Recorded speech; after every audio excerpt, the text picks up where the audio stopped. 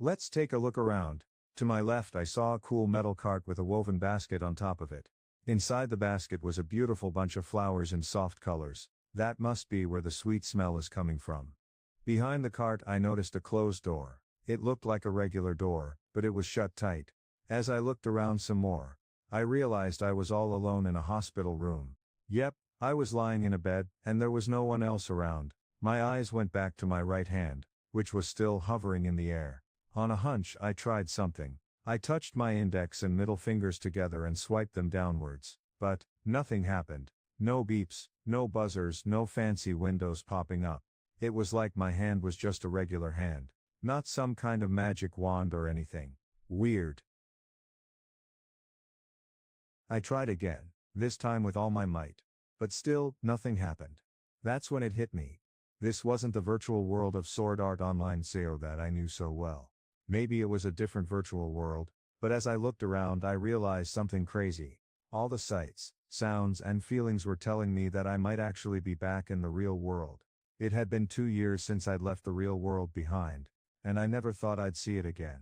But now, here I was, trying to wrap my head around what that meant. For so long my life had been about swords, battles, and surviving in a virtual game. It was hard to believe that all of that was really over. As the truth sank in, I didn't feel happy or excited like I thought I would. Instead, I felt confused and a little sad. It was weird. Beating Kaoba's game was supposed to be a victory. But now it just felt like, well, I wasn't really sure what it felt like. All I knew was that my life was about to change in a big way, and I had no idea what to expect. I thought it was all over for me. I had given up and was okay with being gone forever. But then something weird happened. As I disappeared into this super bright light, I felt myself becoming one with everything around me, including her. Suddenly, I made a sound. It hurt my throat because I hadn't spoken in 2 whole years. But I didn't even notice that at first. I opened my eyes as wide as I could and tried to say the name that popped into my head. Sumna. Sumna. Just thinking about her made my chest hurt again. She was the love of my life, my wife, and the person who stood by me until the very end. But was all of this just a dream? I couldn't shake off the feeling that everything was just a crazy illusion. But then I remembered Asuna was real. We had shared so many moments together, laughing, crying, and even falling asleep side by side. Those memories were too real to be just a dream. I recalled Kaoba's words, "Congratulations, Kirito and Asuna." He said her name, which meant she must have made it out of the game alive too. As soon as this hit me, my heart started racing with excitement and longing. I desperately wanted to see Asuna, to touch her soft hair, to kiss her, and to hear her sweet voice. I summoned all my energy, and tried to sit up, determined to make that happen. I had a weird realization. My head was stuck in place. I felt under my chin and found a strong harness, holding me tight. I managed to unlock it, and then I discovered something heavy sitting on my head. I used both hands to pull it off, and it wasn't easy. As I sat up straight, I took a good look at the thing I was holding.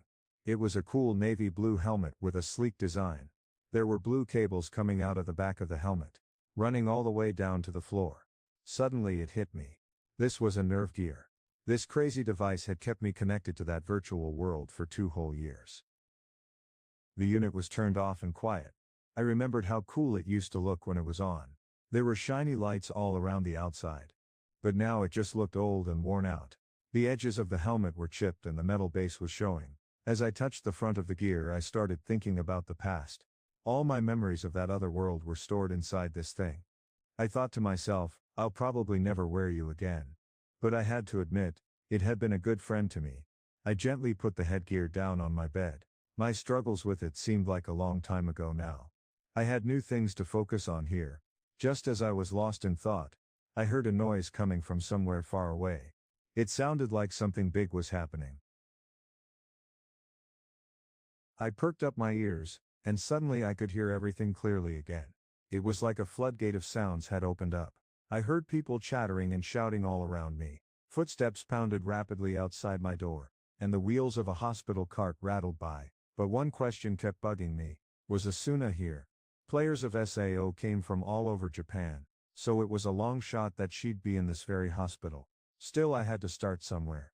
I was determined to find her, no matter how long it took. With newfound energy, I tossed off the thin blanket covering me. That's when I saw all the tubes and wires attached to my body. It was like I was a human pincushion.